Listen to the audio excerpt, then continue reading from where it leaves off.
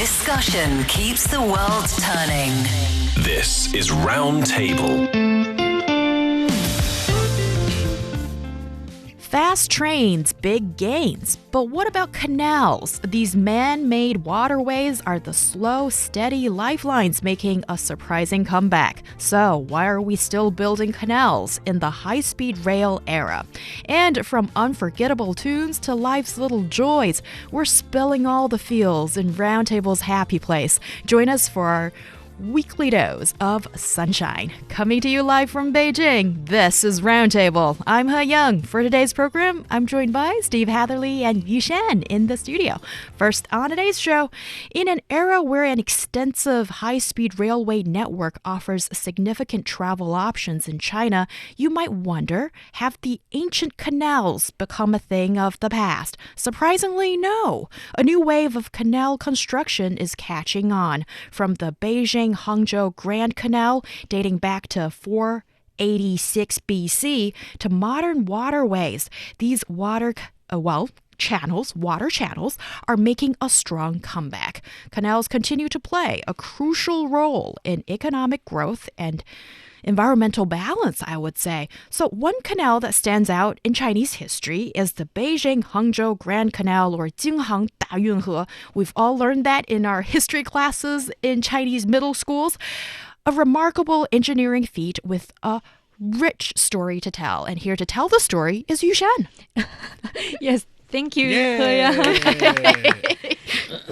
Excuse me. So, yeah, the Beijing-Hangzhou Grand Canal, it does have a very long history. So the construction of this canal began, like you mentioned, Heyang, in 486 BC. But it wasn't until the 7th century expansion that the canal was brought to the magnitude it's known for today. And as early as in the year 605, a 1,000-kilometer canal was cut from Luoyang in central China's Henan province to Qingjiang, which is the nowadays Huaiyin district in the city of Huai'an in South China's Jiangsu province. So 3 years later, 1,000 kilometers were built onto today's Beijing, but not yet reaching. And then in the year 610, another 400 kilometers was cut from Zhejiang province to the city of Hangzhou in East China. That's the first step of gradually making the way to Hangzhou. That is an incredible feat. I mean, remember the years. We're not talking 2014 here, right? We're talking the year 605. So all of the construction equipment that we would have available to us today was not available, obviously, to them back in that year. And it was a 1,000-kilometer canal that was constructed at that time. Goodness me. We can imagine like how many people or manpower was put into that project. And it took, well, according to report, it says here that there are over 3 million workers to join the construction of the canal. And this is also according to the BBC report that almost half were died from the labor and the hunger during that time period, in the ancient time period. And the canal's further facelifts, including a major intervention in the 13th century, took even more manpower. So this is a turning point here. So when Kublai Khan, I hope I'm pronouncing his name right. When Kublai Khan founded the Yuan dynasty and ruled in Beijing in the year 1271, it was no longer needed for a canal section to go to the previous capitals of the previous dynasty of Kaifeng or Luoyang in Henan province in central China. So he ordered that the canal be made directly from Hangzhou all the way to Beijing in central eastern part of China. So that's central northeastern part of China. So that's how today's 1,794 kilometers canal is created from Beijing to Hangzhou. Wow, what a history behind this. And I guess back at that time of Kublai Khan, so the capitals, Beijing was not always the capital area. There were other capitals. And I guess when he moved to this area, to this capital, where we are sitting right now, by the way, which is amazing, the history behind this, I guess part of that would have been the reasoning, of the canal, waterways to get food to people and trade and things like that. That's really fascinating to me. That's true. During the Ming and Qing dynasty, after Yuan dynasty, this canal we're talking about, the one between Hangzhou and Beijing, actually played a very important role on shipping goods and also acting as cultural and kind of like a military strategic protection of the city as well. Yet, after railroads took over in China in the late 19th century, the canal was, well, kind of largely forgotten, with many sections fell into disrepair. And then in 1958, the canal was restored. Today, some sections, particularly in the south, are plied by barges, mostly transporting construction material, while others remain unused. And, well, here in Beijing, at the very eastern side of Beijing, in Tongzhou district, there is this huge park called the, is it the canal part or the Beijing Hangzhou Grand Canal Park? That's, the water is just there. It's no longer for any particular use, but the environment around has been constructed as a public place for people just to hang out and enjoy the natural environment. That's amazing. So many stories, so much rich history here in this city. Oh, definitely. And yeah, just one more thing. Okay. By the end of 2020, China has more than 120,000 kilometers of navigable inland waterways, which marks the most extensive system of any other countries in the world. So canals here in China not only have a long history, but they played a really important role and still do play an important role here in the country. Yes, indeed. And for that 120,000 kilometers of navigable inland waterways, bear in mind some of this waterway can carry large boats and vessels, and some can only carry little boats. So, it's for different purposes. Yeah. And tell us why canals are back in the news. Yeah, canals don't get a lot of love, do they, in the media, when we talk about high-speed rail and things like this, but still very important. Yeah, so why are we discussing canals? Well, I believe that this is just to leveraging the comparative advantages of water transportation to, reduce logistic costs, because water transport offers such benefits as high capacity, low cost, and reduced emissions as well, comparing to other means such as the trains, or say we're always talking about how much carbon emission the aircrafts are making these days. So comparing with all that, water is a very, low emission and green and sustainable way in logistics as well. And it's also an economical and efficient outlet to the sea for the inland regions as well. In so many ways, the canals, they connect the ports and also the coastal regions with the inland in such a subtle way that it just increase local connectivity and boosts economic growth and everything. So canal, in so many ways, it's irreplaceable. Right, and there are some really eye-catching major projects underway, and that's catching people's attention. Aside from renovation and upgrading established canals, such as the Beijing-Hangzhou Grand Canal, and we're also seeing the Jianghuai Canal and also the Pinglu Canal are being constructed, and we're talking about billions, hundreds of billions of yuan that goes into these kind of construction projects. The country is investing a lot. In the first 3 quarters of this year, China's fixed asset investment in waterway infrastructure, it exceeded 150 billion yuan. That's about 21 billion US dollars. They have projects like the ones that you mentioned, and it's really, really important. And people are excited about it as well, locally speaking, because beyond national canal projects, local governments as well, they're actively conducting research and feasibility studies on initiatives like the canals that you talked about in different parts of the country. So it's on a larger scale, nationally speaking, but there's enthusiasm on a local scale too. Yes, indeed. And just to give you a little bit more maybe geographic and strategic context of the big project of Pinglu Canal, this is going to become the transportation corridor connecting the southwest part of China to the ocean. And that is definitely a big deal. And why are canals still a key part of China's infrastructure in the high-speed rail era?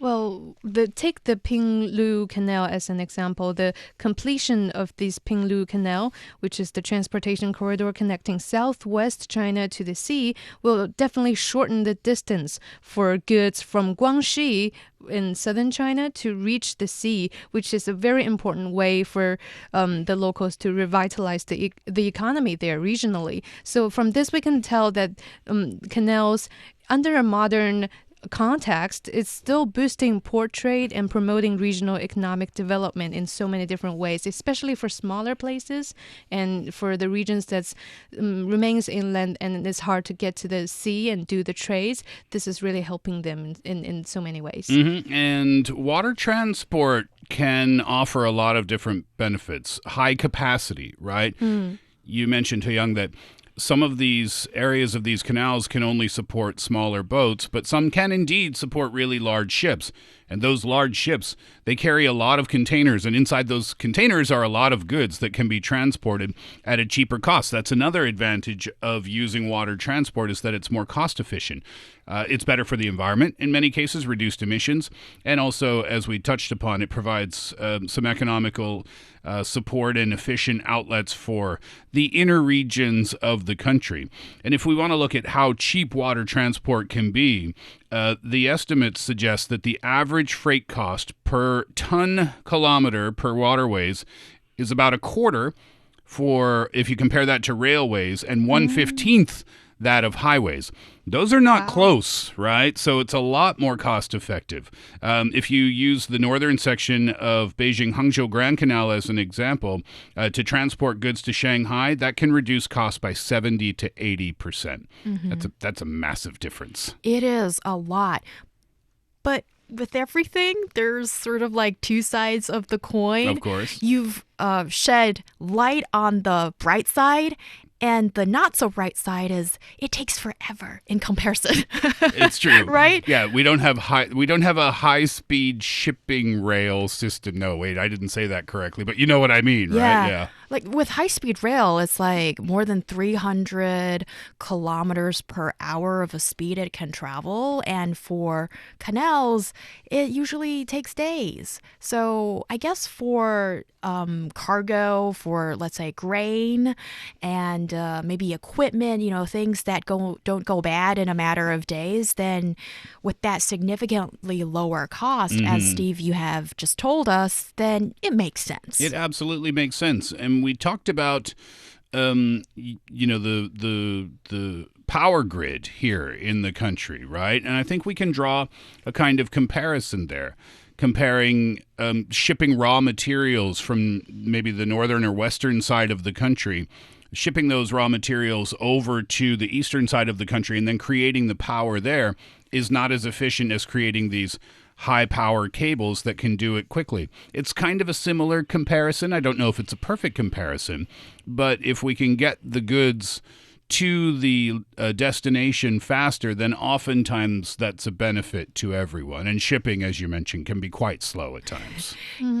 Well, building canals, I would imagine it's far more complex than simply digging waterways, because it will involve constructing navigation hubs to overcome differences in water levels. And here is some data from the Pinglu Canal we mentioned earlier. So take Pinglu Canal as an example here. It stretches 134.2 kilometers with a total estimated investment of 72.7 billion yuan. And the project requires the excavation of nearly 340 million cubic meters of earth and rock, and has an expected construction period of approximately 54 months. Yeah, that's a major challenge. Yeah. Excavating 340 million cubic meters of earth and rock is no easy feat. Right, and with these major constructions underway, it's only logical for researchers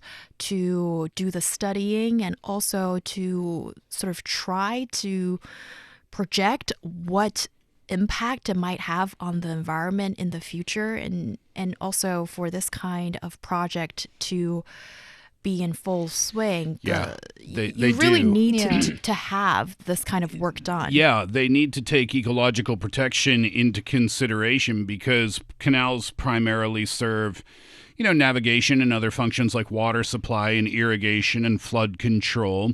But ecological protection, you have to think about those things because protecting ecosystems during the canal construction, it's become a real challenge for developers. And another thing that is a challenge for the developers too is that they have to overcome differences in water levels. Not everything is equal and even in all parts of the country. So this type of construction project is a serious challenge for the people who are doing it. And we're talking about construction in 2024. Going back to the history, of that 1,000-kilometer canal. Imagine that. These people were doing that at that time without the help of technology or anything, which makes it all the more impressive. Construction is still difficult these days. In those days, they would have had the similar problems and challenges, but without the help of anything impressive to help them. No AI for sure. No AI at that time. No. Yeah, and it's interesting whenever we evaluate or when we're in awe of these ancient sort of humanity, outstanding achievements, you can't look at it without the historic context. It's like when you look at, let's say, the construction of the Great Pyramids in Egypt, or the Great Wall, or the Great Canal in China, the Beijing-Hangzhou Grand Canal. Some say that it's only in a feudal society when the imperial emperor or a major king rules and the human rights of a basic person or of the citizen is really, that was a concept that hasn't been conjured up yet in back in ancient history. People's well-being. That was not the top consideration for sure. And then it was in those eras when these sort of jaw-dropping achievements can be done. And today, we have labor rights protection laws, and also we have all this technology in place which can help to get on board with these kind of really quite magnificent projects. And talking about the environment, maybe at that time in the year 600, protecting the environment during the construction of the canal, well, maybe that was not on the top of the priority list as well. But these are things that need to be considered these days. We talked about the 340 million cubic meters of earth and rock that needs to get dug up. Well, where does that go? Well, to be honest, here is a really smart way that I found that they're dealing with those earth and rock. So the excavated earth and rock are increasingly used for land reclamation, coastal land creation, and the production of green building materials. There was once a time when, on Roundtable, there's this topic about like construction site waste. Yeah, how to transport construction waste. I think this is something similar. They're reusing that earth and rock dug up from in order to build the canal, and then putting that somewhere else to build like coastal land or just building into green materials. I don't know why it reminds me of this, but that cosmetic procedure when you want to have lip filler and you take fat from a different part of your body and then inject it into your lips? Kind of the same thing. They take the rock and earth that they dig up here and just put it somewhere else so they can put it to good use and it doesn't go to waste. That's a very strange analogy, I acknowledge, especially now that I've said the words out loud, but I still think it's apt somehow. Somehow it does, yeah. And it's still kind of baffling for some people looking at this when you look at around the world. It's been almost 100 years that people tend to put the canals concept aside, and they've moved on to newer, brighter, shiny things, such as the high-speed rail in China. And can I please remind you that according to data from the official website of China National Railway Group, China's total railway operating mileage has exceeded 160,000 kilometers, with high-speed rail accounting for over 46,000 kilometers. And from January to October this year, the total number of railway passenger trips nationwide reached 3.7 billion. And that is a 13% year-on-year increase. And that we're talking about transporting people. Yeah. And of course cargo as well, but people.